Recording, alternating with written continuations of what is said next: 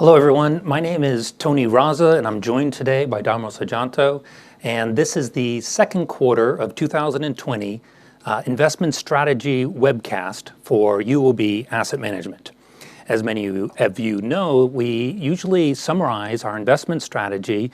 I usually present it and we put it on our website every quarter. This quarter, UOB Asset Management, we try to always find ways of improving the way we're delivering our message to our clients. And so we're going to do this webcast live, and I'm going to be discussing it with various questions that may come in from various clients, and Dharmo and I will try to address those. So firstly, I'll start off, and again, I'll review our summary of our investment strategy, and then I'll go to the questions. So as a starting point, let me start off with this first slide that summarizes our overall investment positioning of the major asset classes. And as a background, let me sort of recap where we're coming from. So I think many of you know that in the middle of last year, we were concerned about the signs of slowing growth and concerned about the signs that recession risks were growing.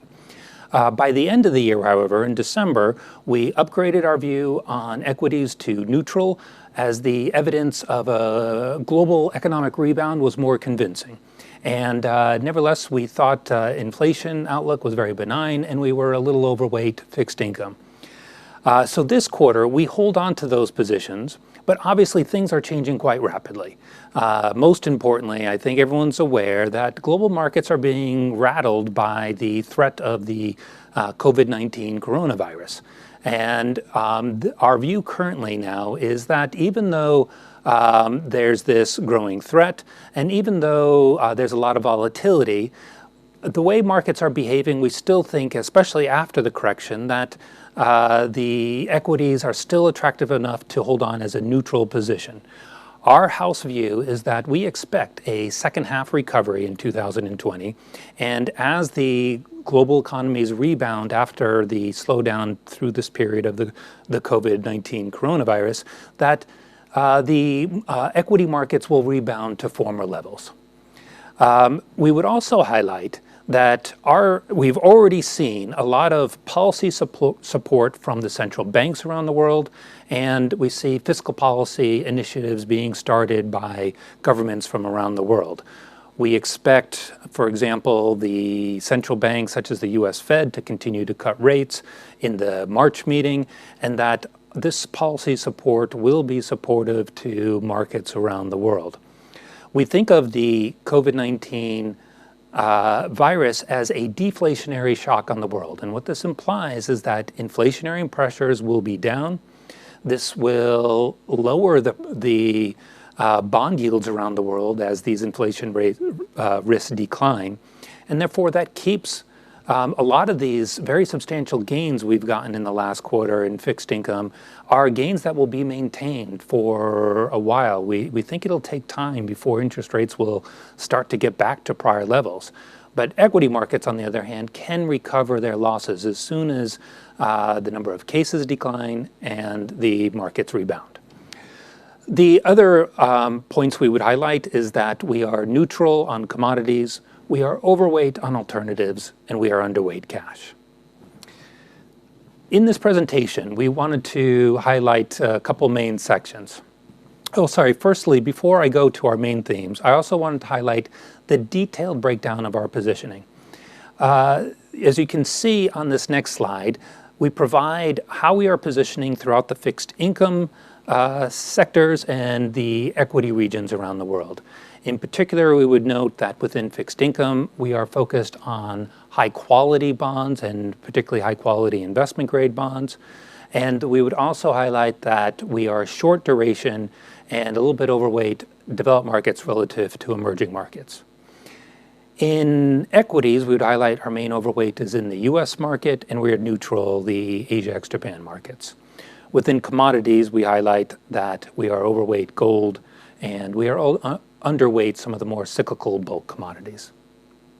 So now let me go into a couple of the main themes of our presentation. We wanted to highlight two themes in particular.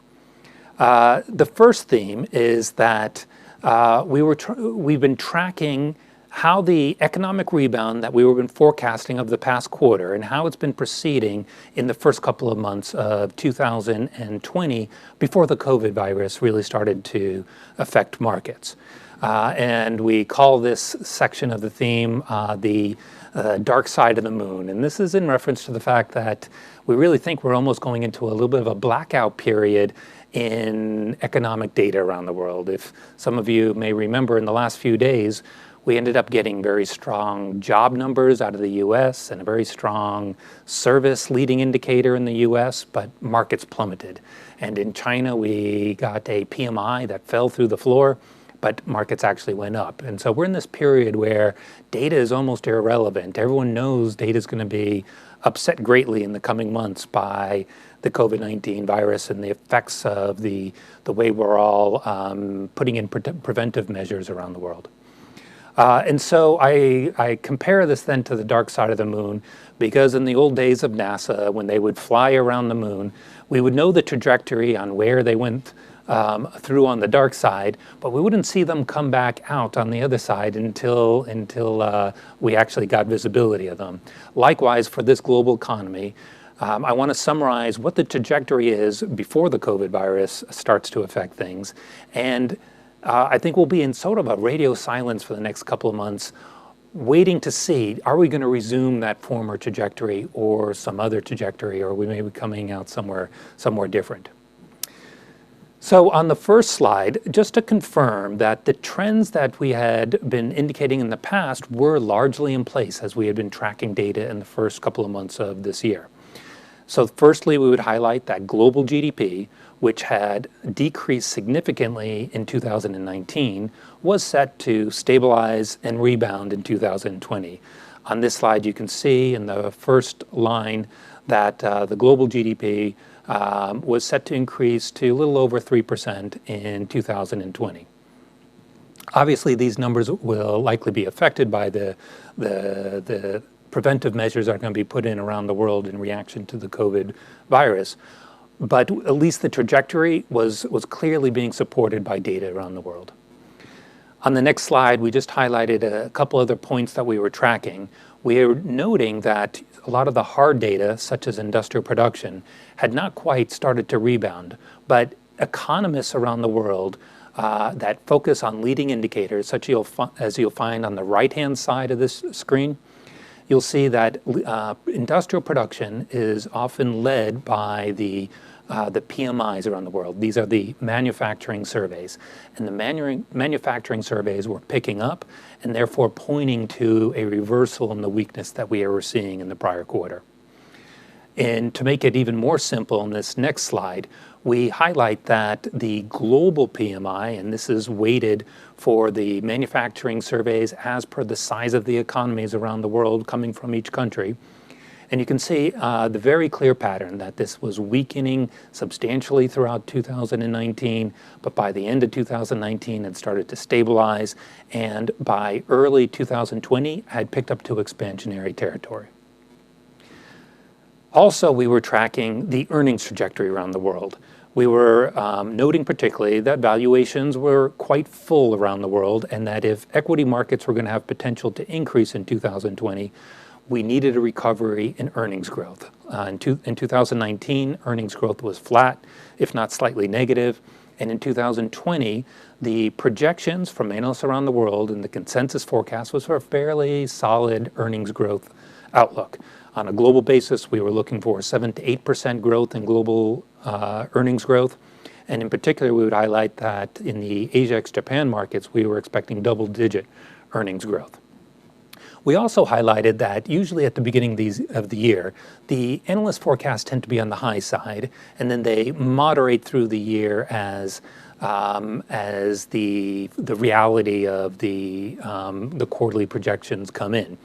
But we would note that even as we were getting numbers from the fourth quarter results from corporates, the indications from most corporates were generally quite encouraging, and that the typical analyst revision was tracking better than we would usually see.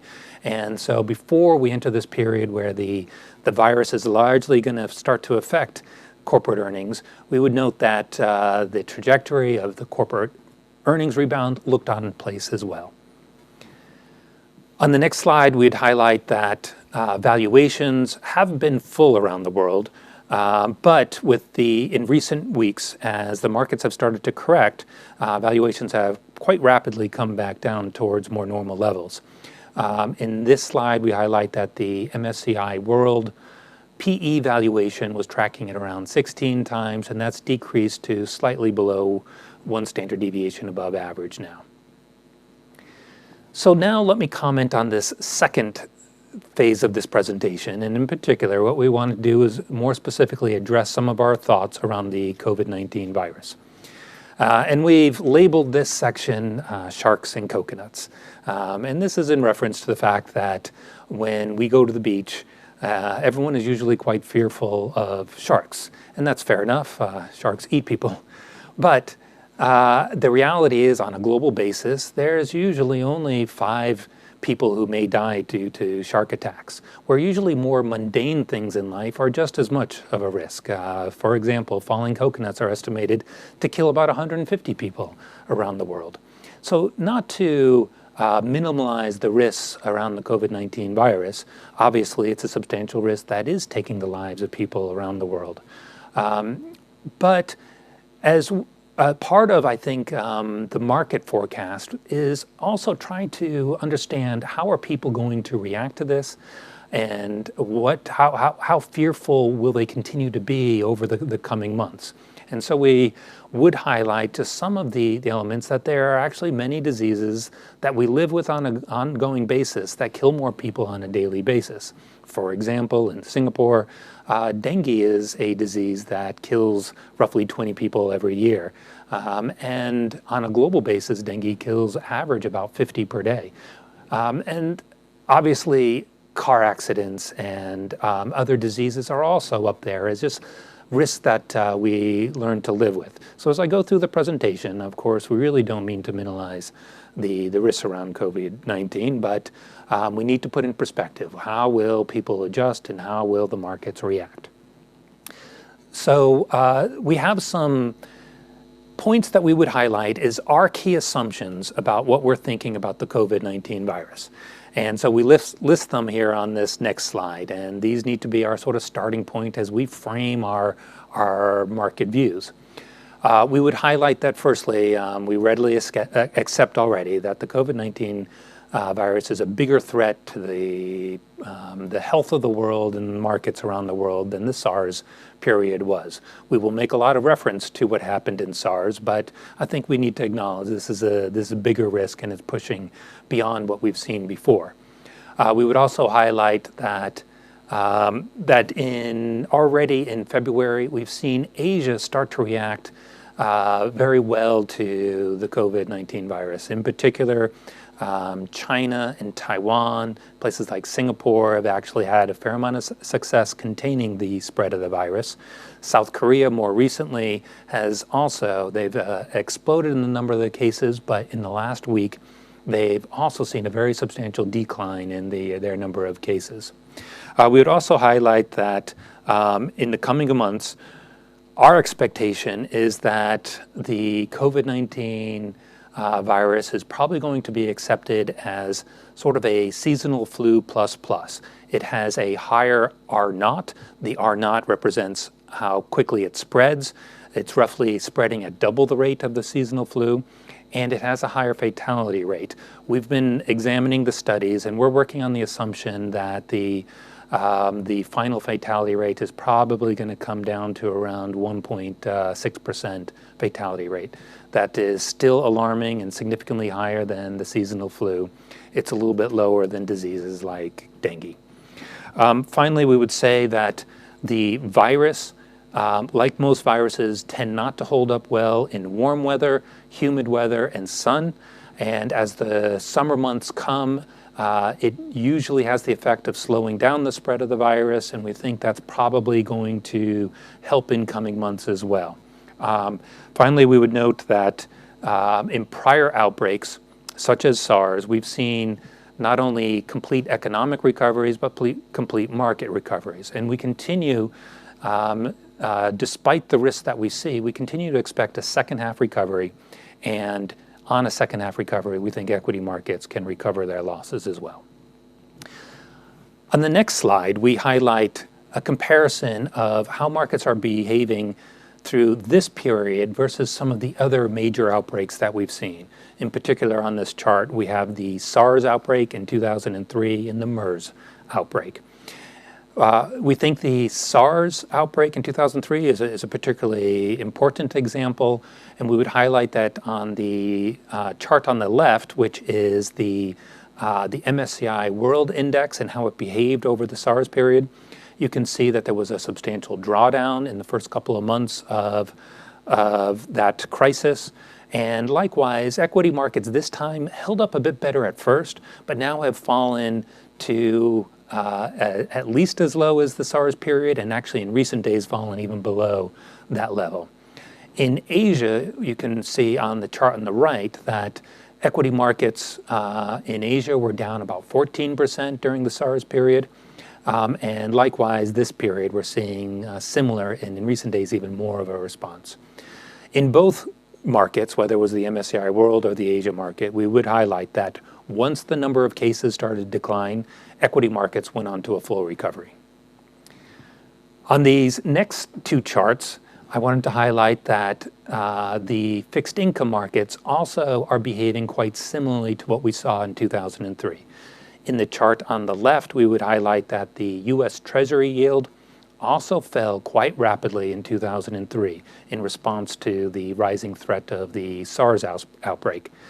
You can see that the pattern this time is actually tracking very closely, but as this chart is now a few days old, many of you are aware that the Treasury yields have continued to fall and fallen below 1%.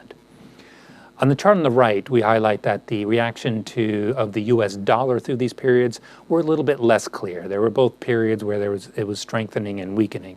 Likewise, this period, the U.S. dollar originally was strengthening throughout the outbreak of the coronavirus, but in the last week, the U.S. dollar has been weakening.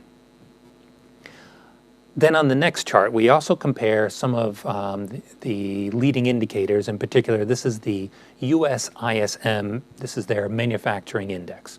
And what you could see in the SARS outbreak in 2003, that the US manufacturing index went from positive territory to contractionary territory in the 2 to 3 months after the start of the outbreak. And in this period, the US manufacturing index is currently in expansionary territory, but PMIs around the world are starting to decline, and we also expect it to affect the U.S. numbers, if not similarly to even a greater degree than we saw during the SARS outbreak. The next slide, we highlight that something we think the world is really kind of focused on now is just the spread of this disease. And in these two charts, we highlight on the left the pattern of what we saw in China. And so firstly, the red line here is the spread of the number of new cases per day in Hubei province versus the rest of China. And you can see that they both sort of peaked in early February and then have been declining in the number of new cases by the end of February and into the beginning of March. On the right-hand side of the chart, you can see this is the number of cases in China versus the rest of the world.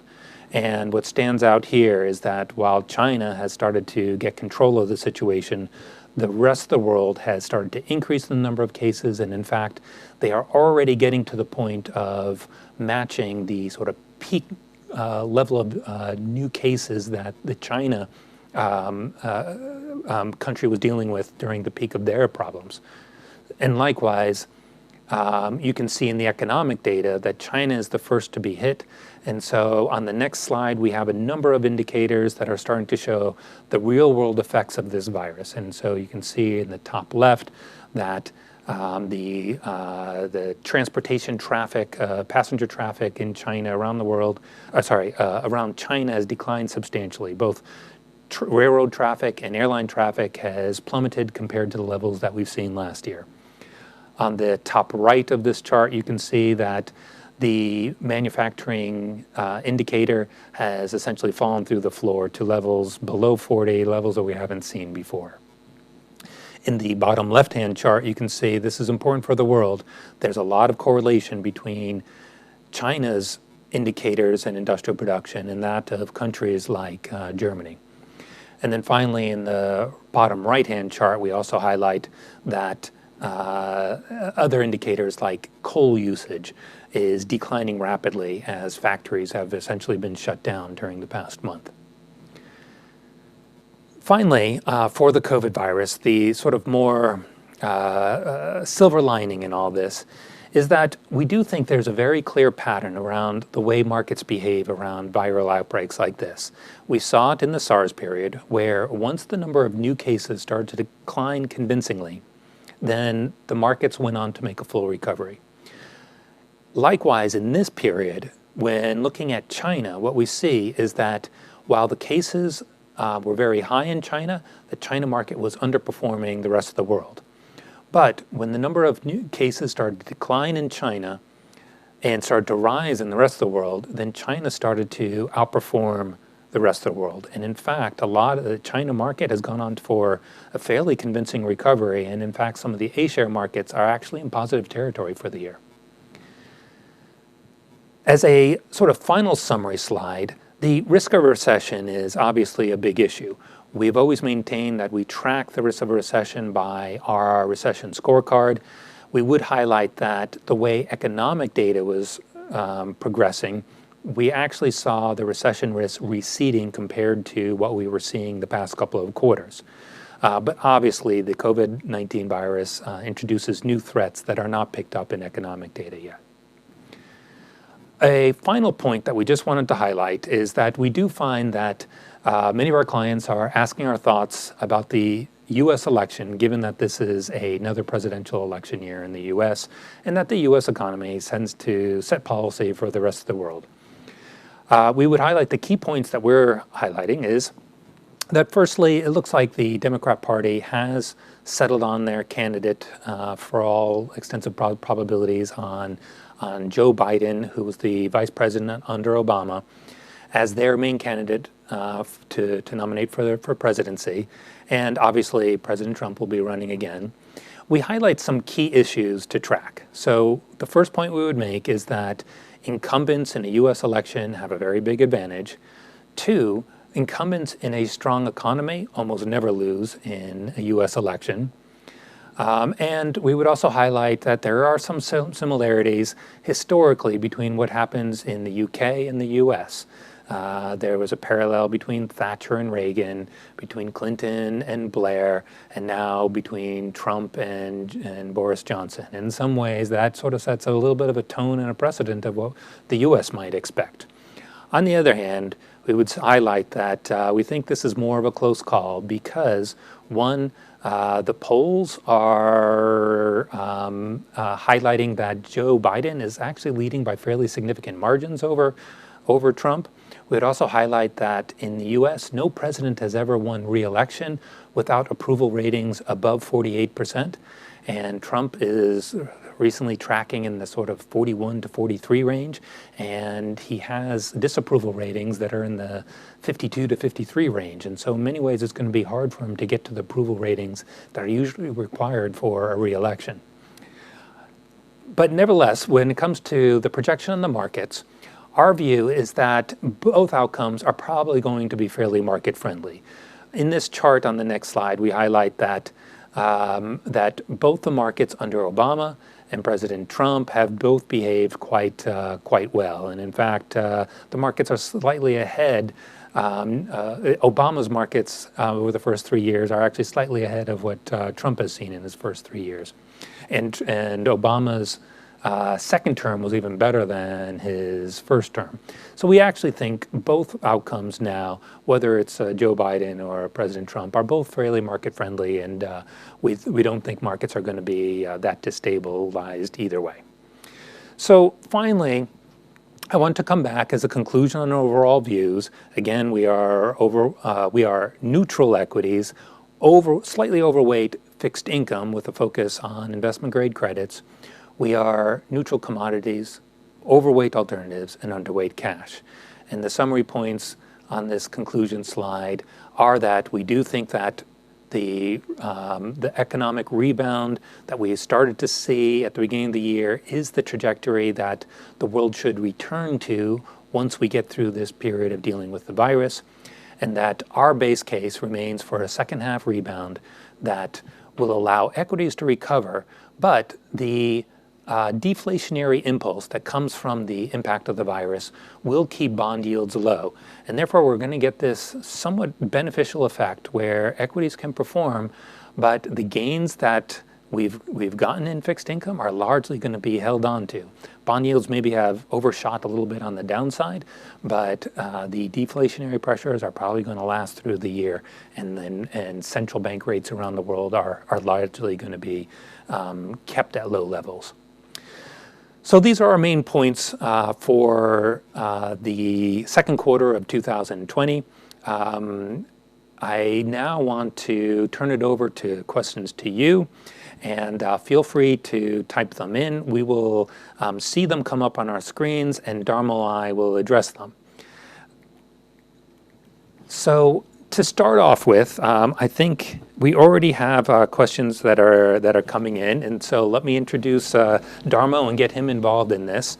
So I'm going to start off with some of these questions that are coming in, Dharmo, and I see a couple of questions here that are somewhat similar. So I see one that says, do we think that this virus crisis is going to cause a recession? And another one asks, is it going to cause a bear market?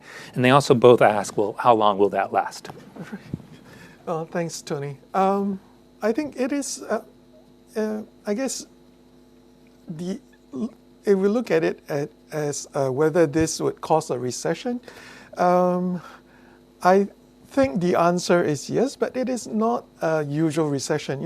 In normal economic cycle, we get a recession simply because the economy gets overheated, and then central banks have to raise interest rates, and interest rates gets too high, or cost of funding gets too high, and businesses starts retrenching people, and we get into a recession like that. In this instance, I think the recession is probably triggered by the fact that because of the virus, there is a sharp slowdown in economic activities. People go out less, people eat out less, people travel less, and therefore economic activities slows down drastically. So with that, we could get a recession. I think if we look at the PMI in China, that seems to point towards a recession in the first quarter. And if this continues into the second quarter, then you have 2 quarters of contraction. That's technically a recession. But I think what the benefit of this current situation is that once the virus comes under control, what's going to happen is that life is going to come back to normal. People is going to go back and start spending again, start consuming again. Obviously, there is some consumption that is that's not going to be made up. Hotel rooms that's not used in first quarter, you're not going to make that back. If you don't watch a movie in the first quarter, you're not going to really watch more movies when things get back to normal. But what is going to happen is that as life gets back to normal, what we're going to see is business activity starts picking up.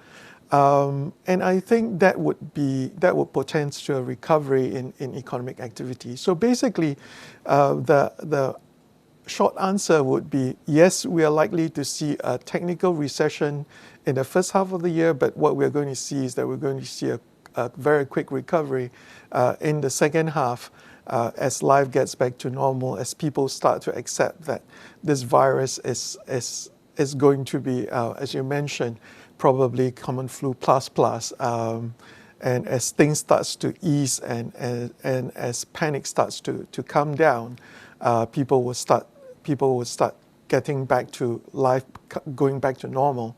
And basically, we would see a recovery then. And there is also an additional benefit. I think over this period of time, what we have seen is that central banks around the world has been basically easing monetary policy. I think that's another positive impetus that's actually giving tailwind to the recovery, that when the recovery comes, you have a easy monetary policy that's a tailwind for businesses that helps in terms of that recovery. Yeah, I would highlight part of that question was, is this a bear market? And technically, a bear market is a drawdown of 20%. And while I think we're technically not quite there yet, we're essentially there, and it's easy enough to call this a bear market. But I think the more important part of both those questions is, well, how long will this last? Will this be a quick recovery or not? And I agree with you that I think there's a lot of evidence to think we should be able to rebound to our prior trajectories. I would highlight that if we're wrong, I would watch things like the job patterns around the world. We highlight that we look at unemployment claims, which is a weekly number that comes out very regularly. And if we start to see that number pick up, that's a pattern we see frequently before deeper recessions. And if we start to lose a lot of jobs, that implies, well, it's going to take longer for everyone to get their jobs back and get back to the prior level. But if this is just something we lose a lot of economic trajectory in the first quarter, and everyone maintains their jobs, that means we can rebound pretty quickly. I agree with you. But the other thing is really at current moment, what we've seen around the world is that labor market is actually really tight. Mm-hmm. And actually, therefore, there's actually quite a bit of buffer down there, meaning that U.S. unemployment rate is 3.5%. Yeah.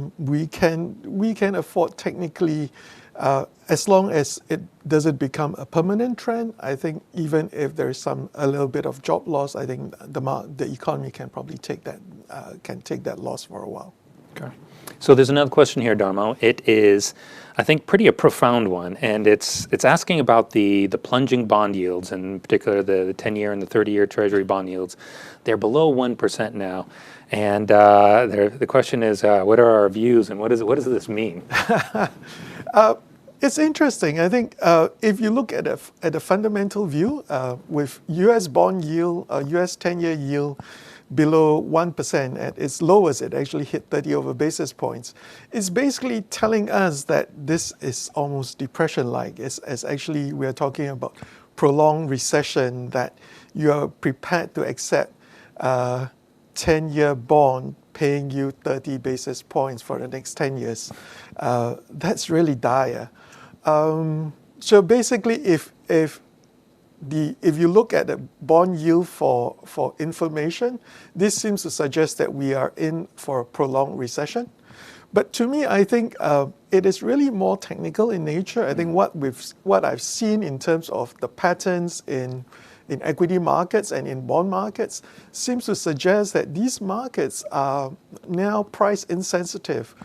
It seems a lot more driven by passive investing or passive strategy, whether you're talking about momentum strategy that some investors are chasing momentum even as yield goes down or as market goes down, you see people shorting the market, or whether you see it in terms of risk parity strategy, meaning that as equity market goes down, people sell equity and buy government bonds.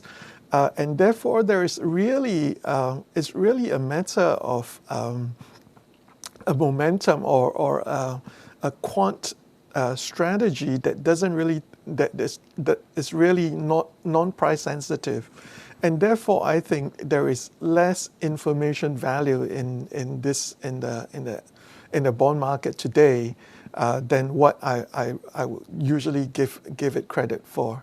So I think that's basically, it's just technical in nature, that there's a lot of people who are risk averse, that's buying government bonds, that's driving bond yield this way. I don't think that it is as dire as what it implies. I would highlight that it's our house view that we expect central bank rates by the U.S. Fed to be cut by another 50 basis points on the 18th of March. That will bring the U.S. Fed funds rate below 1%. And we expect that to remain low for a while.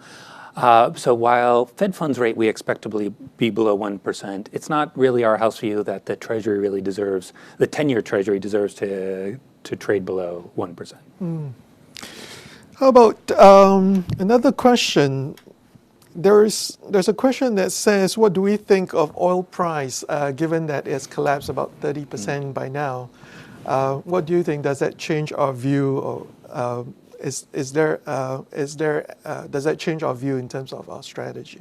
Okay, so the collapse in oil prices has obviously injected more volatility around the world. I feel like it's taken sort of very jittery markets and thrown a grenade into a volatile situation. But the reality is we wouldn't look at oil prices as itself being something that causes a recession. We would highlight that actually in the history of recessions, collapsing oil prices has never triggered a recession. And in fact, it's rising oil prices has triggered recessions, but falling oil prices has never triggered a recession. But it is a coincidental factor that during recessions, oil prices usually decline as economies weaken and demand goes down. And we think that the latter is really kind of more what's going on. Obviously, in particular, oil demand around the world does focus on transportation, and transportation is being particularly affected by the COVID-19 virus. Additionally, of course, there are the negotiations between OPEC and Russia and how they want to price it, and lack of agreement there has created even more volatility around oil. But our bottom line view is oil is likely to be volatile during this period. It may even take oil longer to recover, even if we start to see people getting back to normal after the number of cases start to decline. We think travel is probably the thing that takes a little bit more time before people get back to normal. So oil is likely to remain weak, but if anything in the end, it's a little bit of a stimulus to the consumers around the world. We all have a lower cost for all our energy and our transport. Okay. There's another question, or a couple of questions that's similar. Basically, I think the concern is that the corporate default rates, especially with oil prices collapsing and with COVID virus,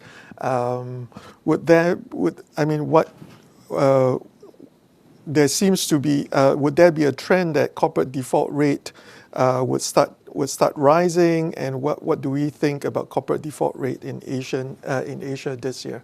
Okay, so and we've clearly seen it in credit spreads. Both investment grade and in particular high yield spreads have really started to widen. They haven't quite matched the peak of the end of 2018. The peak of the 2000 and early 16 period. So this was the period where, again, oil was weak, and that put a lot of stress on a lot of the energy companies around the world, especially the smaller mid-sized type companies.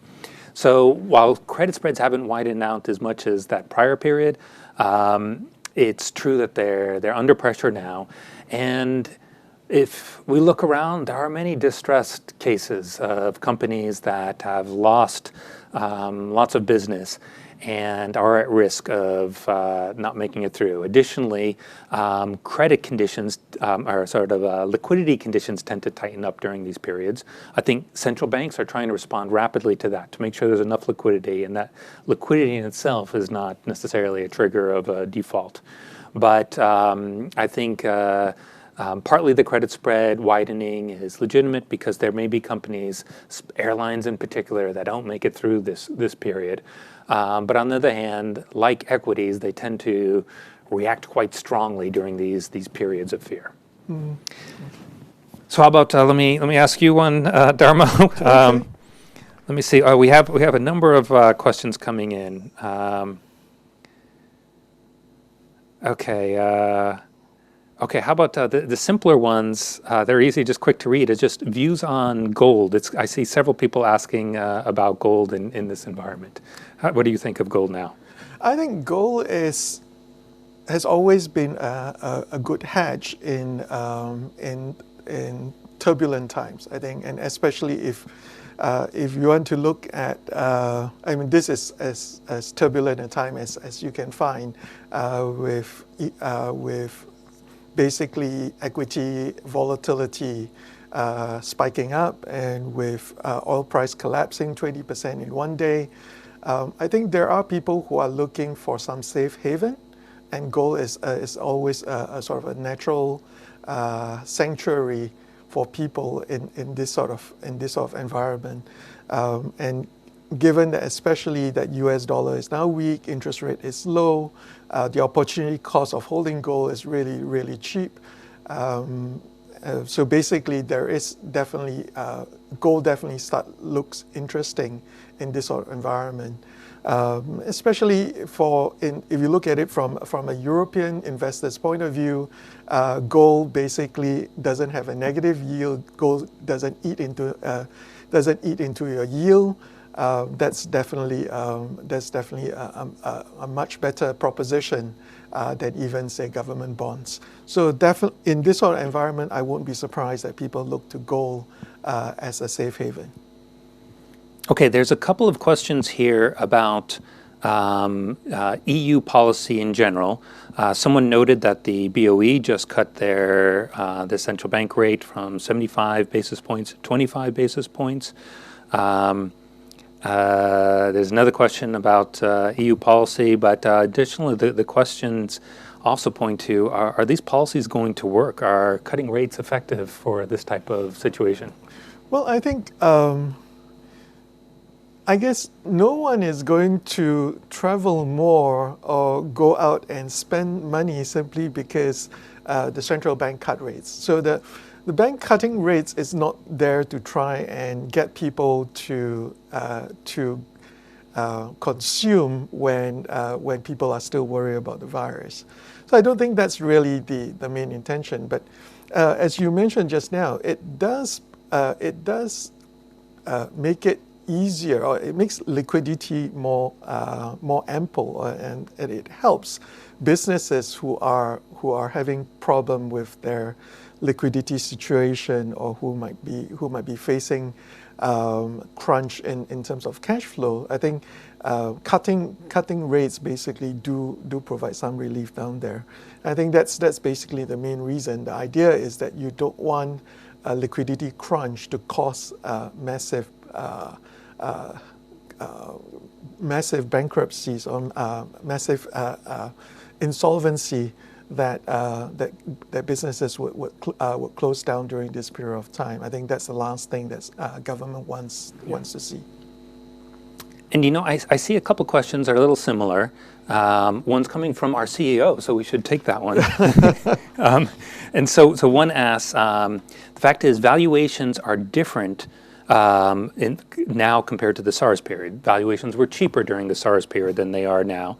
And therefore, someone questioning and challenging the view, does that challenge the view on the rebound? And there's another question about the rebound, is that many are expecting the viruses to continue to run through the end of 2020. Does that challenge the second half recovery view? And maybe I'll start off. I would highlight that one, I think it's true that valuations are higher, but in this environment of very low yields, I think that's part of the reason why we've seen higher equity valuations. And in particular, what we'd highlight for the equity valuations, that if you look at a straight PE, we have been seeing higher than normal valuations. But if you look on a dividend yield versus bond yield basis, things are actually a little bit cheaper than average. And that's just the fact that, in the whole world, I think the current number now is 90% of the S&P 500 equity corporates give a higher dividend yield than the government bond yield. And this is about as high as this number has ever gotten.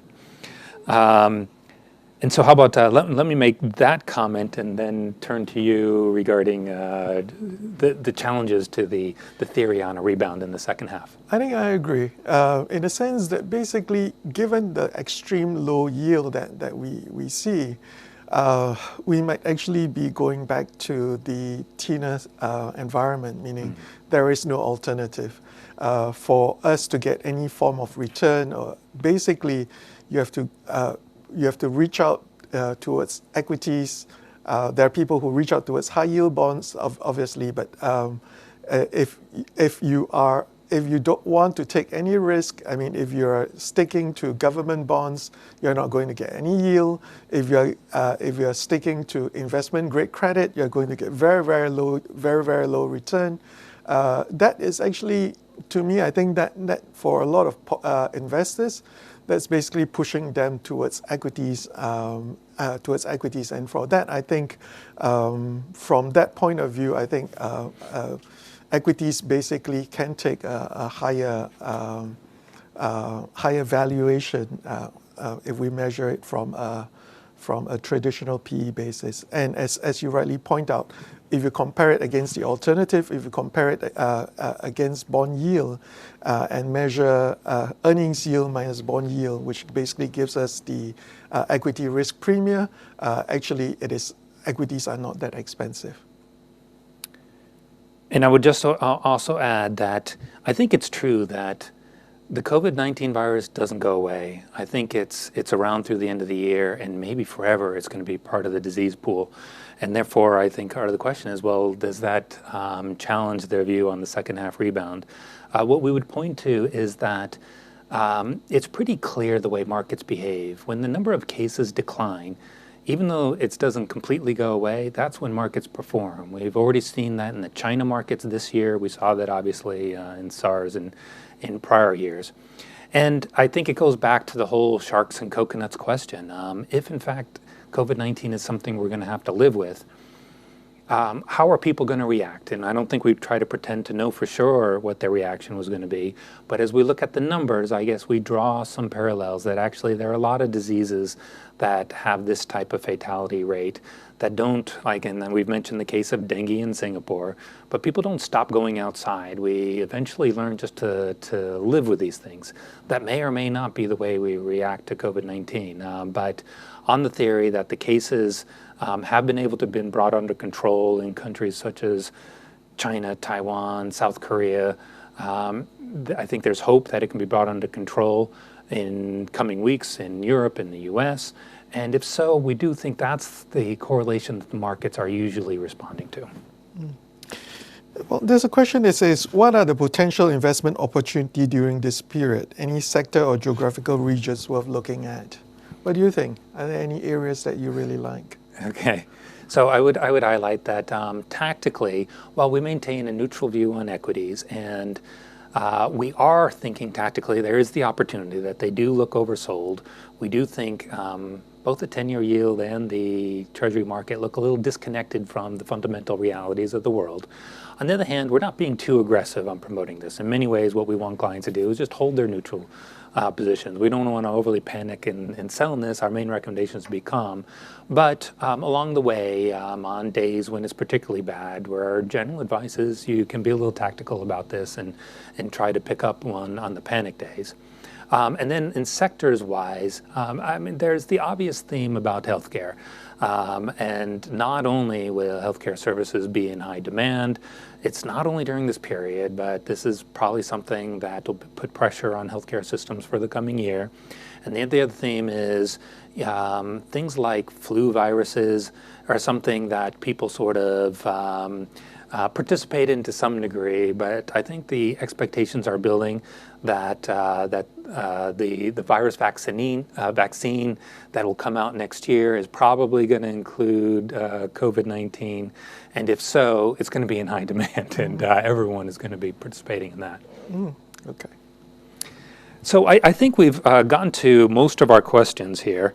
A lot of them are very sort of similarly themed, and we've addressed them. How about just there's a lot of questions about policy, and we've talked a lot about central bank policy, but maybe a final question is, what do we expect about fiscal policy around the world? Mm-hmm. And also let me tack on a sort of a follow-up question, which is, this is a lot of global policy for what very well may be a 6 to 8 week problem. Are we overdoing it, and are we setting ourselves up for something in the second half? Right. I think the most obvious fiscal policies we've heard is basically the U.S. is talking about payroll tax cuts, and in other parts of the world, I think there's various governments are probably preparing fiscal packages as a way to ease the hardship of the COVID virus. I think that definitely helps, and I think To me, I think it is for a lot of these policies is really buying a bit of insurance in case this really lasts a bit longer, or it's more protracted than what we expect. And I think you would see that the countries that is probably gone through or almost gone past the peak of the virus are the one who's probably a little at ease with the situation and probably less concerned. But whereas countries that are starting to face a pickup in new cases, and I'm thinking about Europe as well as in the US. I think there's a little bit more concern, and there's probably a little bit more fear there. And I think there's probably it's understandable trying to buy a bit of insurance in terms of having a bit of fiscal policy to support the economy. Okay. Okay, everyone. I'd like to thank everyone for joining us for this live webcast of our strategy views for the second quarter of 2020. We hope it's been useful, and we encourage our clients to continue to go to our website. We publish both our written summaries and our webcasts of our investment views, and we continue to hope this is of service to clients. Thank you for tuning in.